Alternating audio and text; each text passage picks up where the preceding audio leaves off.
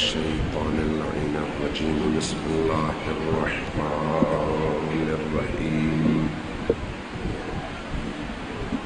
الحمد لله رب العالمين بارئ الخلائق أجمعين، والصلاة والسلام على جميع الأنبياء والمرسلين، سيما من سمي في الآفاق بأحمد وفي الأرض بأبي القاسم محمد. والصلاة والسلام على أولاده الطيبين الطاهرين المعصومين الميامين، واللعنة الدائمة على أعدائهم أجمعين من يوم عداوتهم إلى قيام يوم الدين. قال الله تبارك وتعالى في كتابه المجيد: وهو أصدق القائلين وقوله الحق. بسم الله الرحمن الرحيم. إنما وليكم الله ورسوله والذين آمنوا الذين يقيمون الصلاة ويؤتون الزكاة وهم راكعون. صلوات الله.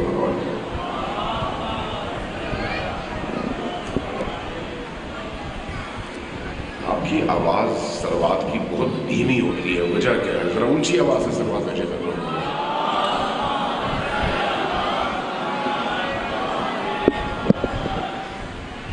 یہ یاد رکھیں کہ صلوات آپ کی دعاؤں کی قبولیت کا ذریعہ ہے. اگر آپ دعا قبول کروانا چاہتے ہیں تو صلوات کو اپنے لیے ورد زبان بنا لیں.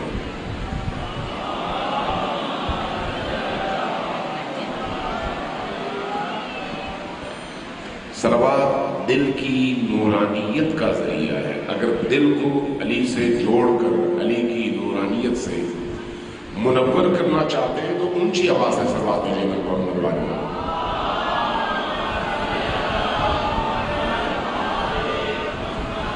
صلوات پر محمد و آل محمد گناہوں کی بخشش اور مغفرت کا ذریعہ ہے. جو اپنے گناہوں کی مغفرت چاہتا ہے وہ بھی ذرا اونچی آواز سے صلوات بھیجیں گے.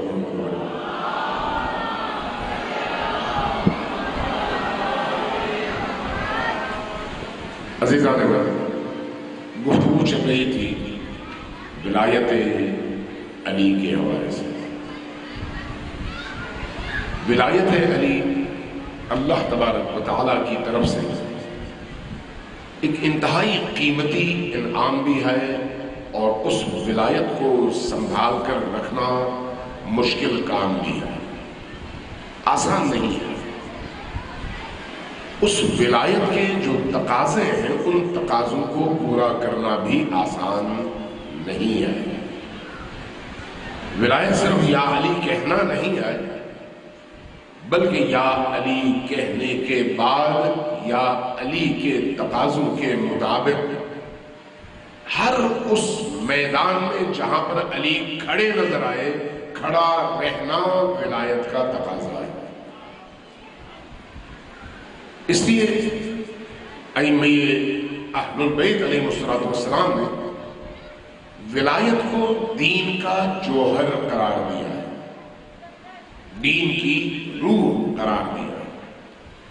یہی وجہ ہے کہ اگر ولایت ہو تو دین ہے، اور اگر ولایت نہ ہو تو دین نہیں ہے.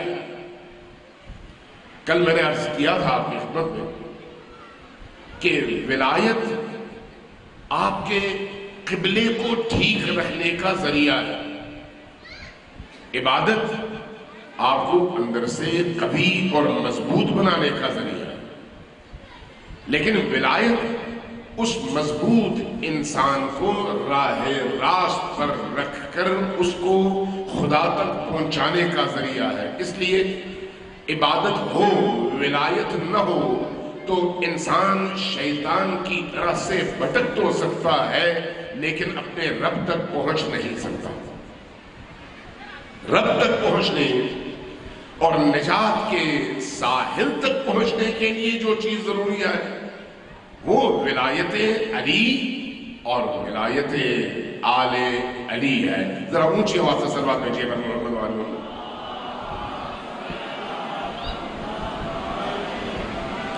دوبارہ ذرا اونچی آواز سے صلوات بھیجیے.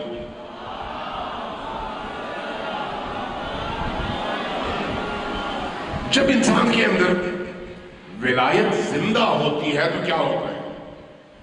انسان کا دل رقیق ہوتا ہے، نرم ہوتا ہے، انسان کا دل پاکیزہ ہوتا ہے، انسان کا دل نورانی ہوتا ہے، انسان کی زندگی نورانی ہو جاتی ہے. کس وجہ سے؟ ولایت کی وجہ سے. یہ ولایت انسان کو اتنا پاکیزہ کر دیتی ہے کہ امیر المؤمنین کی اپنی زندگی کی مثال دیکھیں. مسجد کوفہ میں تھے، امیر المؤمنین کو خبر ملی کہ شام میں ایک مسیحی یعنی عیسائی خاتون اپنے گھر سے نکلی. عربوں کے ہاں یہ معروف ہے کہ عرب خواتین اس زمانے میں پاؤں میں پازے باندھا کرتی تھی. آج بھی بعض دیہاتوں میں، بر صغیر میں بھی ہوتا ہے، سندھ میں بھی ہے، انڈیا کے مختلف علاقوں میں بھی ہے کہ خواتین اپنے پاؤں پہ پازے باندھتی ہیں. عربوں میں بھی یہ رسم تھا. امیر المؤمنین کو خبر ملی کہ ایک مسیحی خاتون، مسلمان نہیں، مسیحی خاتون اپنے گھر سے نکلی، گزر رہی تھی. کچھ شامی اوباش لڑکوں نے اس خاتون کا رستہ روکا اور اس کے پاؤں سے پازیب اتار لیے. امیر المؤمنین کو خبر ملی.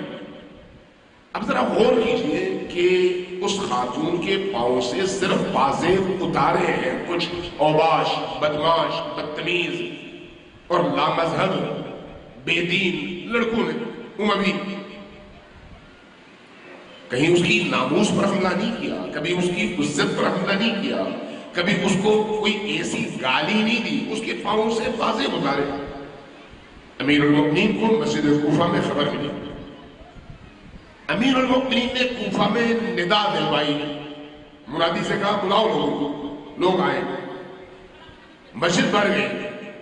امیر المؤمنین ممبر پر چڑھے، خطبہ دیا اور فرمایا کہ مجھے یہ خبر ملی ہے کہ شام میں دمشق میں ایک عیسائی خاتون کے ساتھ یہ ظلم ہوا ہے کہ اس کے پاؤں سے پازیب دونوں ان جوانوں نے اتار لیے ہیں جو اموی تھے اور بدماش. جب یہ بیان فرما رہے تھے تو علی رو رہے تھے، روتے ہوئے، اشک بہاتے ہوئے کہہ رہے تھے کہ اللہ کے رسول کے احکام کے سائے میں حکومت ہو، اللہ کی حکومت ہو، اسلامی حکومت ہو، اور ایک ایسی حکومت میں ایک غیر مسلم خاتون کے پاؤں سے پازیب اتار لیے جائیں. اتنے بڑے ظلم کی خبر سن کر اگر کوئی مر جاتا ہے تو اس کو مرنے کا حق حاصل ہے، اس لیے کہ اس سے بڑا ظلم ہو نہیں سکتا. یہ کون کہتا ہے؟ علی ابن ابی طالب. علی ابن ابی طالب کا دل کیوں اتنا رقیق ہے کہ اتنے چھوٹے سے ظلم، جو ہماری نگاہ میں چھوٹا سا ظلم ہے، لیکن علی سے وہ برداشت نہیں ہوتا. یہ ولایت کا اثر ہے، یہ ولایت کا اثر ہے. جب امیر المؤمنین علی ابن ابی طالب علیہ السلام سے بیت المال سے حصہ مانگا جاتا ہے اور وہ بھی زیادہ، کہ مجھے زیادہ دیں، میری ضرورت زیادہ ہے، امیر المؤمنین کیا کرتے ہیں؟ گرم سلاخیں سامنے کر دیتے ہیں، پکڑو. سائل مانگنے والا ہاتھ پیچھے کرتا ہے کہ امیر المؤمنین میں آپ سے بیت المال سے کچھ مال مانگ رہا ہوں اور آپ میرے ہاتھوں میں سرخ سلاخ دے رہے ہیں، گرم سلاخ دے رہے ہیں، مجھے جلانا چاہتے ہیں۔ امیر المومنین کیا فرماتے ہیں؟ بیت المال پر تمام مسلمانوں کا حق ہے، لہٰذا اگر بیت المال کا مال اسلامی مملکت میں تقسیم ہوگا تو سب کے درمیان برابر میں تقسیم ہوگا، کسی کو ایک پیسہ اضافی نہیں ملے گا۔ اس کے بعد فرماتے ہیں کہ اگر میرے ہاتھ میں ساری دنیا کی دولت دے دی جائے اور مجھ سے کہا جائے کہ میں ظلم کروں، ظلم بھی کیسا کہ کسی چیونٹی کے منہ سے گندم کا چھلکا جو وہ لے کر اپنے گھونسلے میں جا رہی ہے، اپنے بل میں جا رہی ہے، اس چیونٹی کے منہ سے وہ چھلکا میں چھین لوں، اس کے مقابلے میں مجھے پوری دنیا کی دولت دے دی جائے تو علی ابن ابی طالب ساری دنیا کی دولت کو ٹھکرائے گا لیکن اس چیونٹی پر ظلم نہیں کرے گا۔ یہ ولایت ہے۔ ولایت اس طرح سے انسان کی زندگی کو شفاف بنا دیتی ہے، اس لیے ولایت کا تحمل مشکل ہے، اس لیے ولایت کے بوجھ کو اٹھانا مشکل ہے، اس لیے ولایت کے سائے میں آ کر ولایت کے تقاضوں کو پورا کرنا آسان نہیں ہے۔ صرف چند نعرے لگا کر کوئی بندہ مولائی نہیں بن سکتا جب تک علی کی ان خصوصیات کو فالو کرتے ہوئے ان عبادات کے نتیجے میں اس کے اندر وہ پاکیزگی اور وہ نورانیت منتقل نہ ہو جو علی چاہتے ہیں کہ ان کے مولائیوں کے اندر وہی نورانیت پیدا ہو جو علی کے اندر موجود ہے۔ کوئی شخص علی نہیں بن سکتا، ممکن نہیں ہے، لیکن علی کی نقالی تو کر سکتا ہے۔ کوئی شخص علی کے مقام تک پہنچ کی طاقت نہیں رکھتا، ہمارا تخیل بھی علی تک نہیں پہنچ سکتا، ہمارا خیال بھی علی تک نہیں پہنچ سکتا، لیکن علی کی ان فضیلتوں کی نقالی تو ہم کر سکتے ہیں۔ یہ جو ہمیں کہا گیا ہے کہ تم علی کو اپنا اسوہ، اپنے لیے نمونہ بناؤ، اس کی وجہ یہی ہے کہ جب ہم علی کے اعمال کی شباہت اختیار کریں گے تو ان کی ولایت کی تھوڑی سی بھیک ہمیں بھی ملے گی۔ اگر علی والے بننا چاہو، ابھی ہمارے یہیں پر امام بارگاہ میں باہر آپ دیکھتے ہیں شبیہ ہیں، ان شبیہوں کو آپ جا کر چومتے ہیں، چاہے علم کی صورت میں ہو، چاہے زریح کی صورت میں ہو، چاہے جھولے کی صورت میں ہو، چاہے پنجے کی صورت میں ہو، چاہے ذوالجناح کی صورت میں ہو، ہم سب اس کا احترام کرتے ہیں۔ کیوں؟ کیا یہ امام حسین کا علم ہے؟ کیا یہ امام حسین کے معصوم بچے کا جھولا ہے؟ کیا یہ علم حضرت عباس کے ہاتھ میں جو علم تھا یہ وہی ہے؟ کیا یہ جو ہم نے ذریح بنائی ہے یہ امام حسین کی ذریح ہے؟ نہیں، یہ ہم نے بنائی ہے۔ اگر ہم نے بنائی ہے تو ہم کیوں چومتے ہیں؟ اس لیے کہ اس ذریح میں اور اس ذریح میں شباہت آئے، اس علم میں اور اس علم میں شباہت آئے۔ جب شباہت پیدا کر دی جائے اور کہا جائے کہ یہ اس نسبت سے بنائی گئی ہے تو وہ نسبت اور وہ شباہت باعث بنتی ہے کہ وہ تقدس جو وہاں پر ہے وہ بہت بڑا ہے، لیکن اس کا ایک ہلکا سا اثر، ہلکی سی جھلک اس علم میں، اس ذریح میں، اس ذوالجناح میں بھی پیدا ہو، اس کی وجہ سے ہم اس کو تقدس کی نگاہ سے دیکھتے بھی ہیں اور چومتے بھی ہیں۔ اگر یہی شباہت انسان اور علی میں پیدا ہو جائے، اگر یہی شباہت ہمارے ایک جوان اور علی اکبر میں پیدا ہو جائے، اگر یہی شباہت میری بہن، میری بیٹی، میری ماں میں اور زینب کبریٰ میں پیدا ہو جائے، زینب بننا ممکن نہیں ہے لیکن شباہت اختیار تو کی جا سکتی ہے۔ ولایت ہمیں جب اپنے دامن میں لیتی ہے تو اس ولایت کے نتیجے میں وہ آثار ہماری زندگیوں میں منتقل ہونے لگتے ہیں. یہ ولایت کا تقاضا ہے. صلوات علی محمد و آل محمد.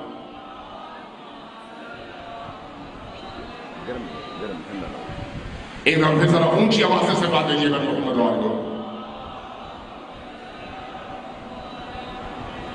آپ کی صلوات کی آواز دھیمی ہے. اونچی آواز سے صلوات علی محمد و آل محمد.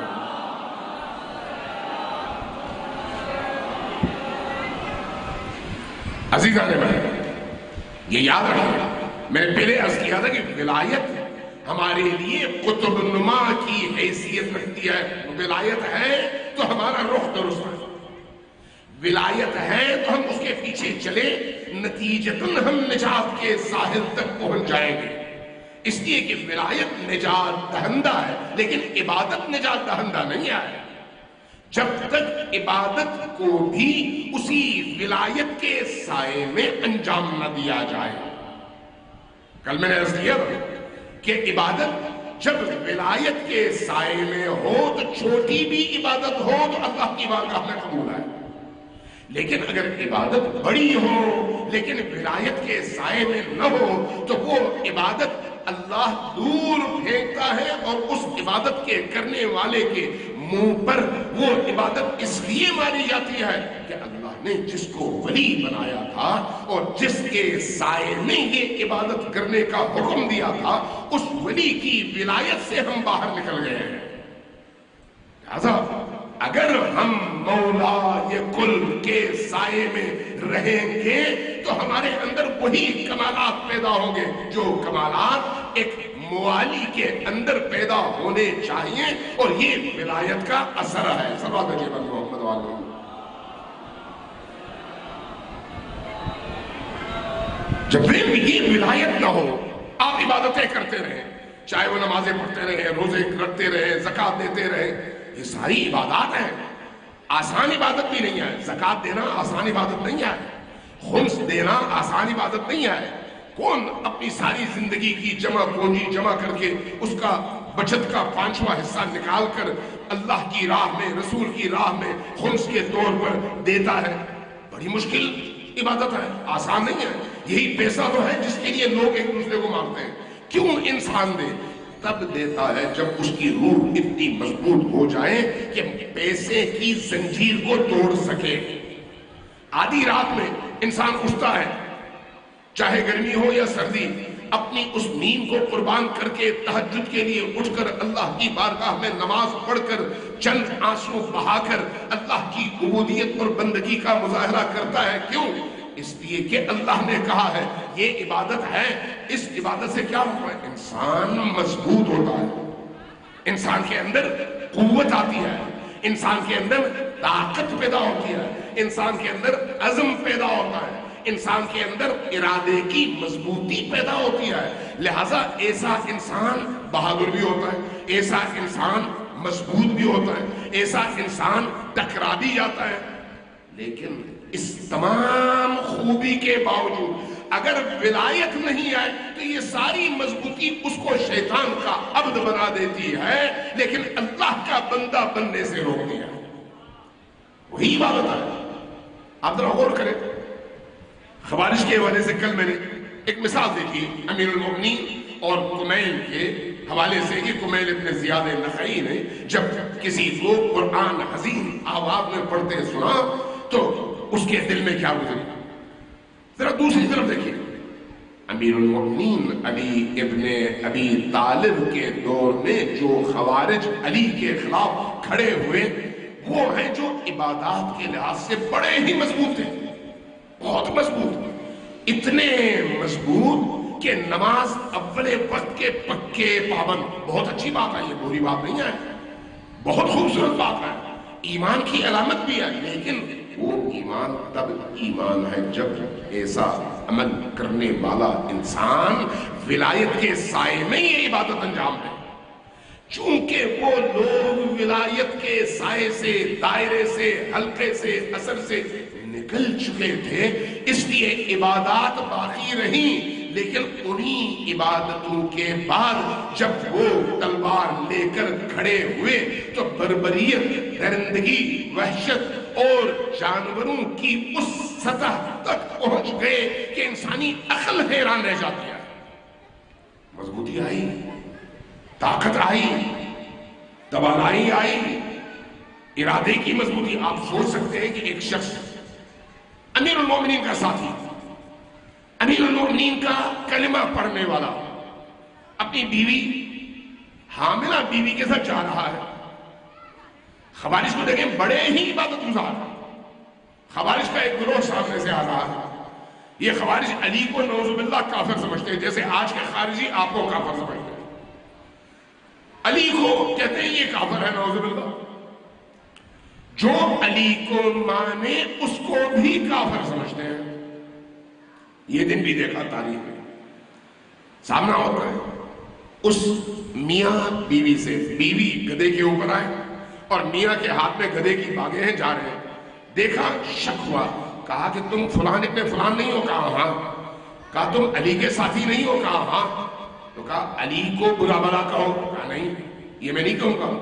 فوراً تلوار نکالی، شوہر کی گردن اڑا دی. صرف اس جرم میں کہ اس نے علی کو برا نہیں کہا. علی کی ولایت میں آنے کے لیے اتنی آسانی سے جان دینی پڑتی ہے. اتنے چھوٹے سے مسئلے پر جان دینی پڑتی ہے کہ نہیں، میں سر کٹاؤں گا لیکن علی کے خلاف نہیں جاؤں گا. سر کٹ گیا. یہی لوگ آگے بڑھے اس کی بیوی کی طرف. کہا تم حاملہ ہو؟ کہا ہاں. کہا اتارو اس کو. گدھے سے اتارا. اس کے پیٹ میں بچہ تھا اور ابھی وہ جننے والی تھی. اس کے پیٹ میں تلوار سے وار کیا، شکم کو پارا کیا، بچے کو باہر نکالا، نکال کے یوں اٹھا کر اسی تلوار سے اس بچے کی گردن اتار دی. آپ سوچ سکتے ہیں کہ اتنے بڑے ظلم کے لیے کتنا بڑا جگرا چاہیے، کتنا بڑا دل چاہیے، کتنے مضبوط اعصاب چاہیے. عام آدمی مرغی کی گردن بھی اس طرح سے نہیں اتار سکتا. عام آدمی بکرے کو ذبح کرنا چاہے تو اس کے ہاتھ لرزنے لگتے ہیں. یہاں پر ایک انسان اور وہ انسان بھی وہ جس کا جرم سربات جنت محمد والے محمد.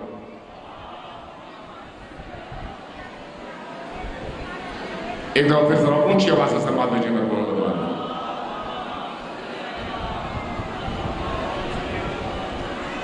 ایک انسان، وہ بھی وہ انسان جس کے دل میں علی کی محبت ہے.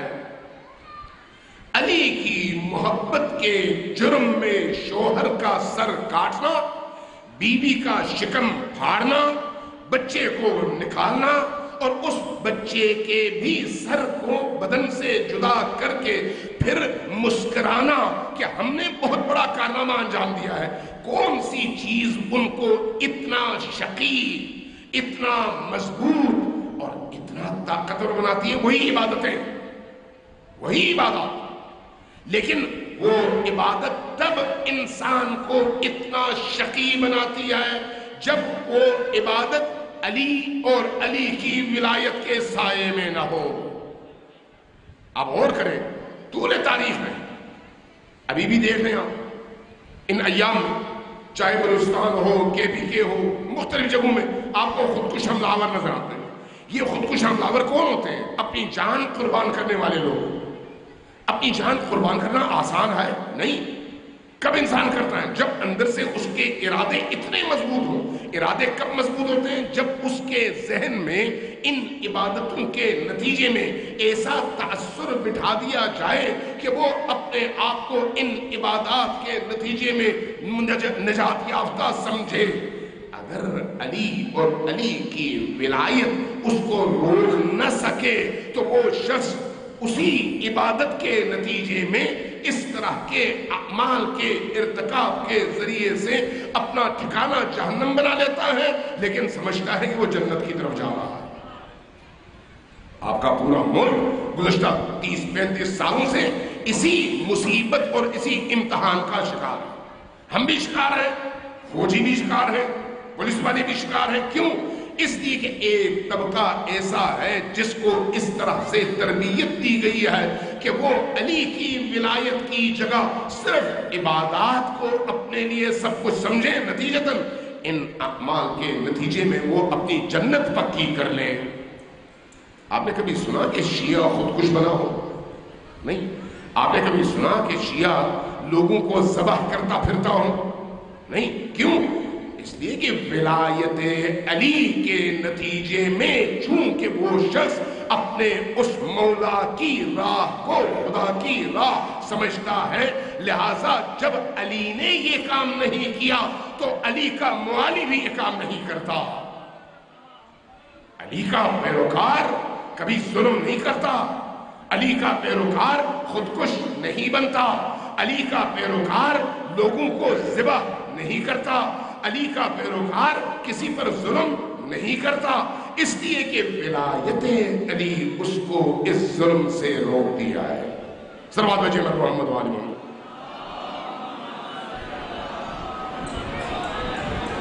اس لیے قرآن نے ایک آیت کے ذریعے سے رستے الگ کر دیے۔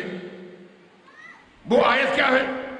یوم ندعو کل اناس بامامہم، ایک دن آئے گا جب ہم تمام انسانوں کو ان کے اماموں کے ذریعے سے بلائیں گے۔ اب اس دنیا میں جس نے جس کو اپنا امام بنایا اس کی شناخت وہ ہے۔ توجہ ہے آپ کی؟ یہ کوئی چھوٹی بات نہیں ہے، قرآن نے اس کا اعلان کیا ہے۔ لہذا عالم محشر میں جب ندا آئے گی تو ندا کس حوالے سے آئے گی؟ اس امام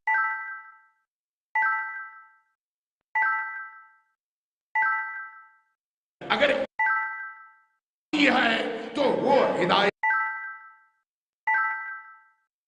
جس کو اپنا امام بنایا اسی امام کے پیچھے وہ چلتا ہوگا۔ ہم نے علی کو امام بنایا ہے، ہمارا امام علی ہے۔ اب ذرا غور کریں،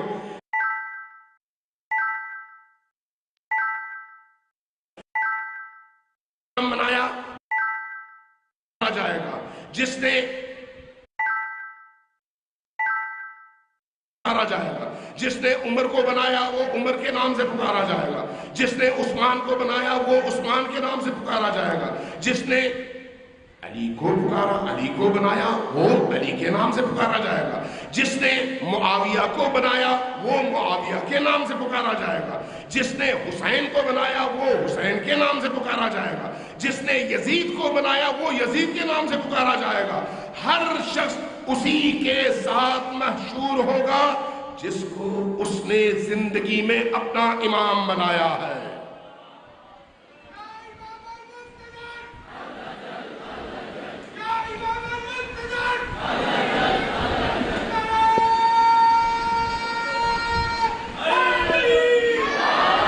یوم ندعو کل اناس بامامہم، جس نے فرعون کو بنایا وہ فرعون کے ساتھ، جس نے شداد کو بنایا وہ شداد کے ساتھ، جس نے زرداری کو بنایا وہ زرداری کے ساتھ، جس نے نواز شریف کو بنایا وہ نواز شریف کے ساتھ۔ عملی زندگی میں جس نے جس کے پیچھے چل کر بتا دیا کہ میں اس کی پارٹی کا ہوں، عالم محشر میں بھی وہ اسی کی پارٹی کے ساتھ محشور ہوگا۔ اس لیے امام بناتے ہوئے، راہبر چنتے ہوئے، راہنما چنتے ہوئے قرآن کو بھی دیکھیں اور اہل البیت کو بھی دیکھیں کہ آپ نے اس عالم میں کس کے ساتھ محشور ہونا ہے۔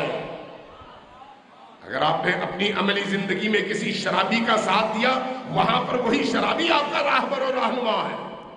اگر آپ نے کسی عادل، نیک، پرہیزگار، خدا پرست اور علی کی راہ پر چلنے والے کو اپنا امام بنایا تو اس عالم میں بھی وہی آپ کے آگے آگے ہوگا اور آپ اس کے پیچھے پیچھے ہوں گے۔ یہ امامت اور ولایت کا نظام ہے، اس نظام سے کوئی بھی باہر نہیں ہے۔ صلوات بھیجئے محمد و آل محمد۔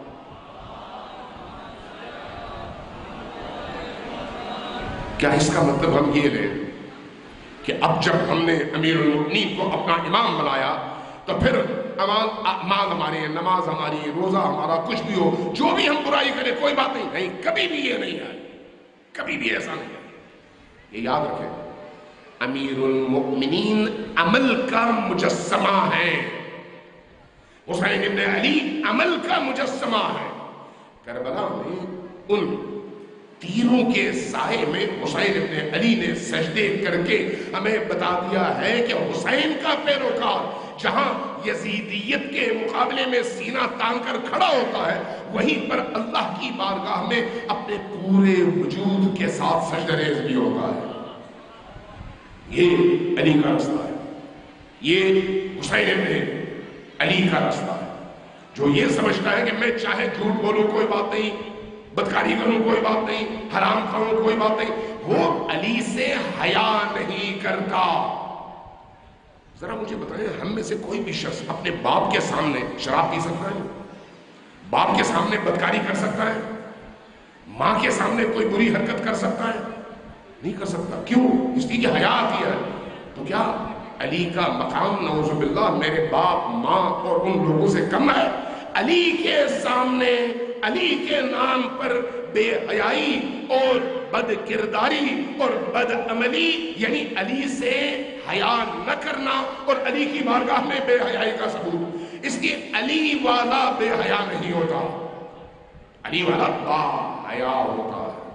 ایک بزرگ تھے، کہنے لگے، مجھے انہوں نے یہ بات بتائی، کہا کہ ہم کہیں پر بیٹھے ہوئے تھے، ایک بہت اہل اللہ، بہت بزرگ تشریف فرما تھے، ہم بھی ان کی دستپوسی کے لیے حاضر ہوئے تھے.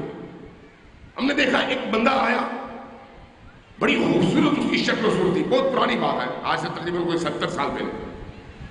کہتے ہیں جب وہ آیا تو اس بزرگ نے، جو اہل دل تھے، جن کے دل کی آنکھیں کھلی ہوئی تھی، اس کو دیکھتے ہی کہا کہ کیا کر کے آئے ہو؟ کہا کچھ نہیں، میں نے تو کچھ نہیں کیا، میں تو مشہد سے آ رہا ہوں. کہا مشہد میں کیا کر کے آ رہے ہو؟ کہا میں نے کچھ نہیں کیا، میں تو امام رضا کی زیارت کے لیے گیا تھا. کہا زیارت کے لیے گئے تو تھے، لیکن وہاں کیا کر کے آئے ہو؟ کہا کچھ نہیں، میں تو زیارت کر کے آئے ہوں. کہا نہیں. کہا میں نے کیا کیا؟ کہا تم نے امام رضا علیہ السلام کے چہرے پر تھپڑ مارا ہے. میں بھی گھبرا گیا، وہ بھی گھبرا گیا. کہا وہ کیسے؟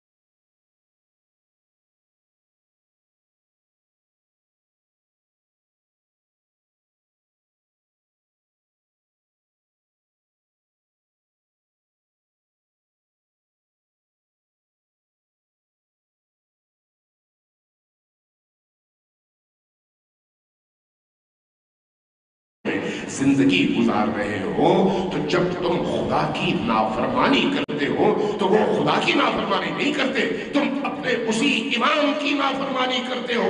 جہاں اس طرح سے تم برے اعمال انجام دیتے ہو، سب سے زیادہ درد اور تکلیف بھی اسی امام کو ہوتی ہے.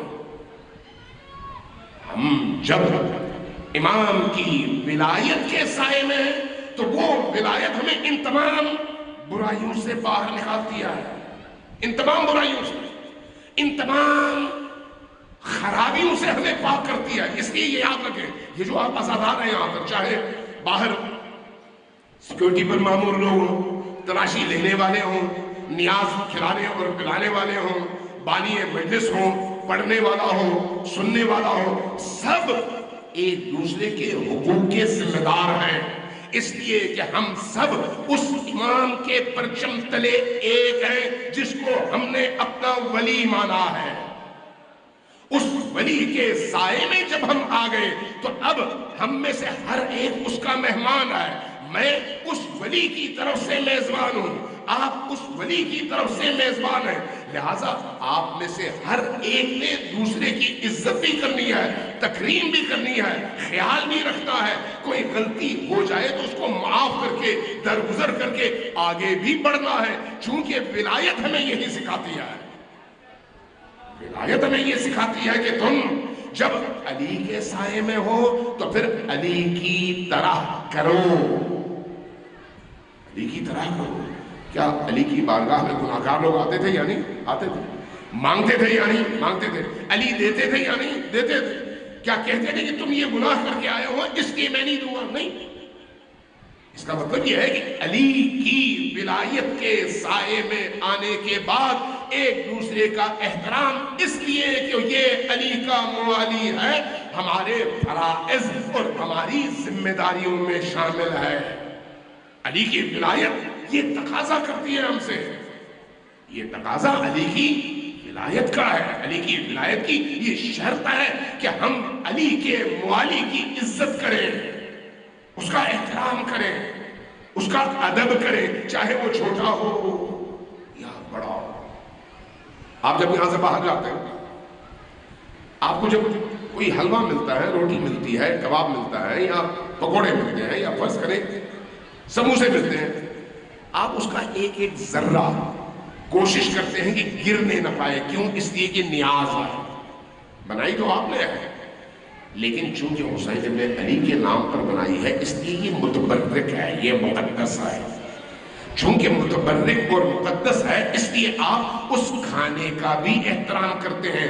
اس کھانے سے انسان زیادہ افضل ہے جس کا دل علی سے جڑا ہوا ہے، لہذا اس انسان کا احترام کریں، اس انسان کا جو اس امام بارگاہ میں، اس مجلس میں، کہیں پر بھی ہو، کوئی بھی امام بارگاہ، کوئی بھی مجلس کا مالک حسین ابن علی ہے، مجلس کا میزبان حسین ابن علی ہے، مجلس میں آنے والا حسین ابن علی کا مہمان ہے۔ شرط یہ ہے کہ وہ مجلس پاکیزہ ہو، شرط یہ ہے کہ بانی پاکیزہ ہو، شرط یہ ہے کہ آنے والے پاکیزگی کے ساتھ آئیں، شرط یہ ہے کہ وہاں پر اخلاقی برائیاں نظر نہ آئیں۔ مجھے تعجب ہوتا ہے، میں نے جب آپ لوگوں میں سے بہت سارے لوگ زیارات کے لیے ایران گئے ہوں گے، مشرق گئے ہوں گے، قم گئے ہوں گے، قم میں حضرت معصومہ سلام اللہ علیہا کے حرم کے ساتھ مدرسہ ہے جس کو مدرسہ فیضیہ کہتے ہیں، جو کہ انقلاب کی ماں ہے، جہاں سے انقلاب پھوٹا۔ اس مدرسے کے جو بانی تھے شیخ عبد الکریم حائری، مچے تقلید، مجتہد اعظم، ان کے بیٹے شیخ مرتضی حائری بھی اپنے زمانے کے مرجع اور اپنے زمانے کے مجتہد۔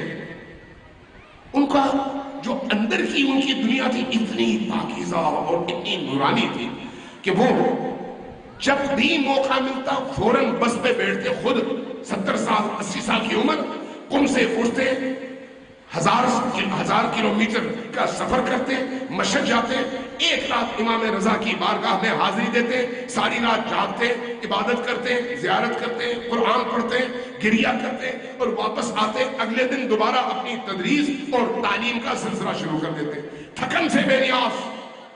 یہ ساری مشقتیں کیوں؟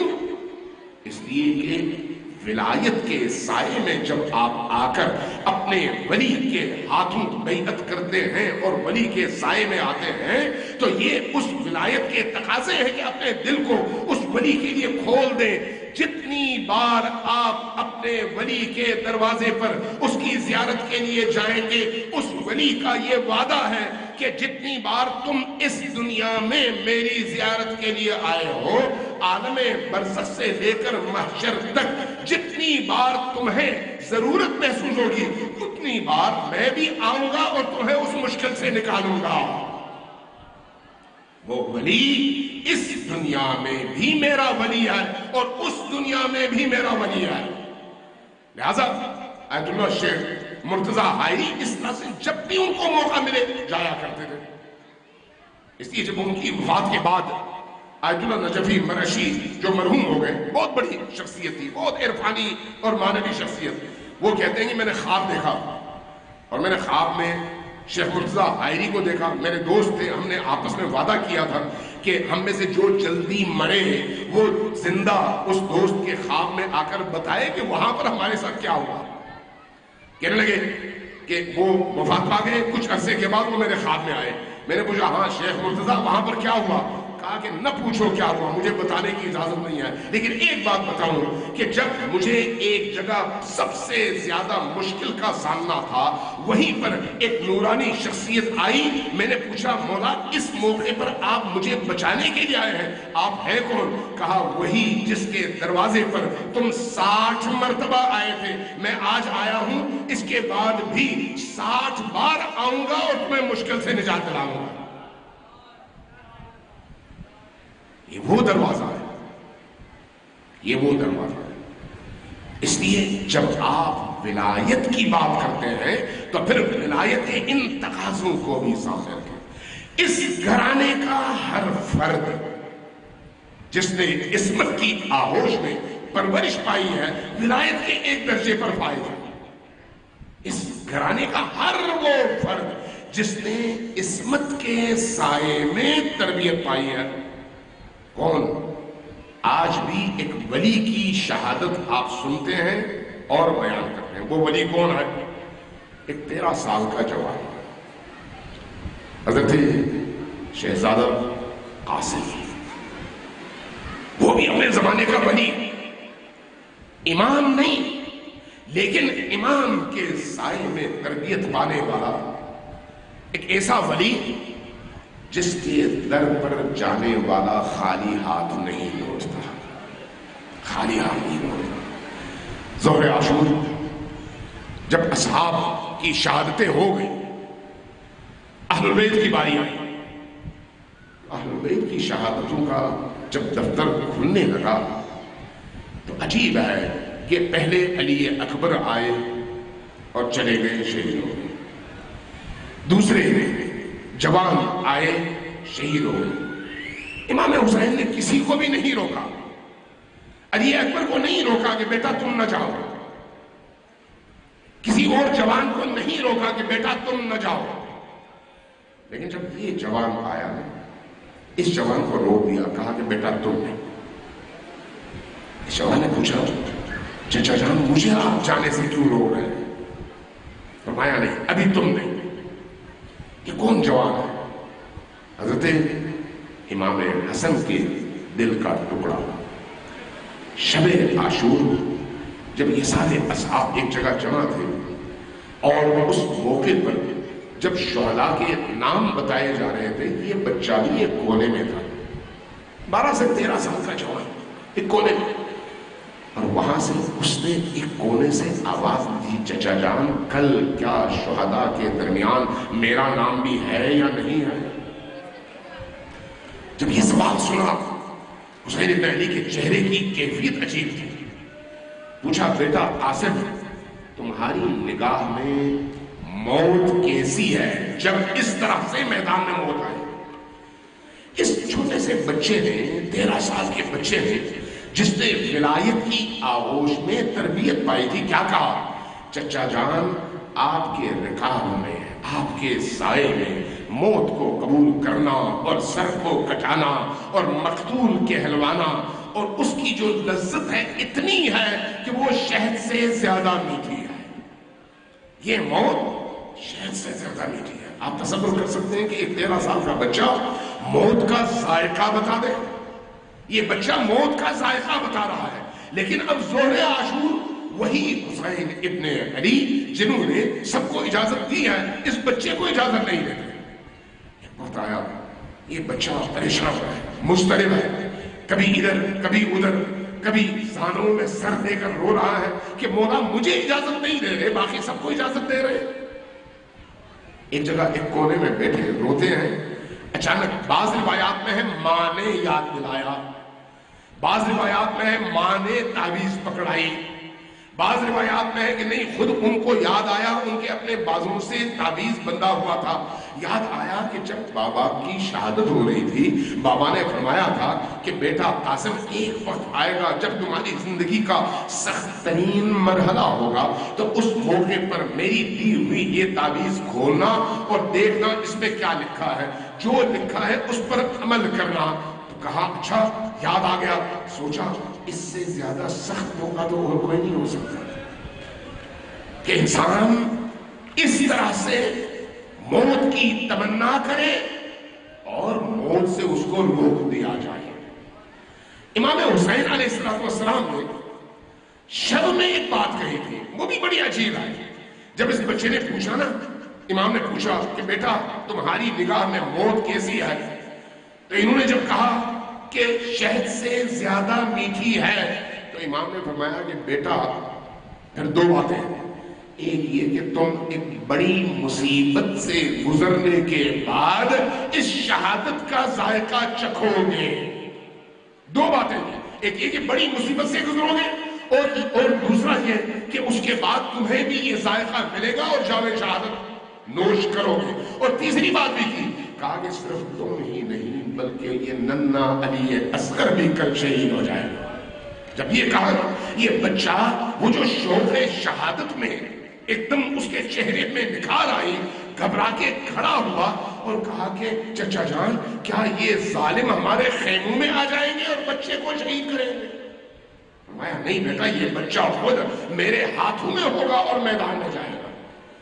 آج وہی قاسم پریشان ہے کہ مجھے شہادت کی اجازت نہیں مل رہی۔ تعویذ یاد آئی، ہاتھ میں تعویذ آئی، اٹھے، کھولا، دیکھا مسیحت موجود ہے کہ بیٹا میرے بھائی کو یہ میرا خط دینا۔ شہزادہ قاسم آئے خوشی خوشی حسین بن علی کی بارگاہ میں، چچا جان مجھے میرے والد کا دیا ہوا خط مل گیا ہے، اس کو پڑھیے۔ جیسے ہی حسین بن علی نے اپنے بھائی حسن مجتبیٰ کا یہ خط دیکھا، اپنی آنکھوں سے لگایا اور زاروں قطار رونے لگے۔ اب تاریخ کہتی ہے کہ یہاں پر ایک عجیب کیفیت تھی کہ چچا اور بھتیجا دونوں آپس میں لپٹ گئے اور لپٹ کر اتنا روئے۔ یہ رونا علی اکبر کی باری میں نہیں تھا، کسی اور شہید کے بارے میں نہیں تھا، لیکن حسن کے اس یتیم کے ساتھ حسین ابن علی اس طرح سے سینے سے سینہ ملا کر روئے کہ روتے روتے دونوں گرے اور غش کر گئے۔ کافی دیر بعد ہوش آیا، پھر حسین ابن علی نے اس بچے کو تیار کیا۔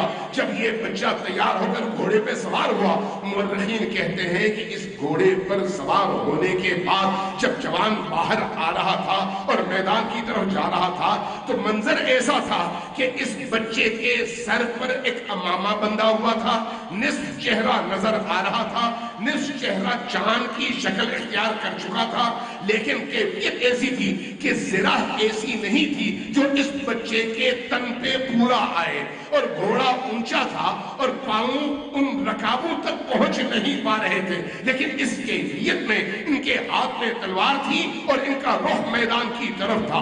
اور جب یہ بچہ میدان میں آیا، میدان میں لڑا، حسن اور علی کی شجاعت پیش کی، ایک دفعہ میدان کربلا میں ایک آواز گونجی، چچا جان آئیے اپنے اس بھتیجے کو سنبھالیے۔ جب وہ آواز اٹھی، آواز بلند ہوئی، حسین آئے، کیا دیکھا؟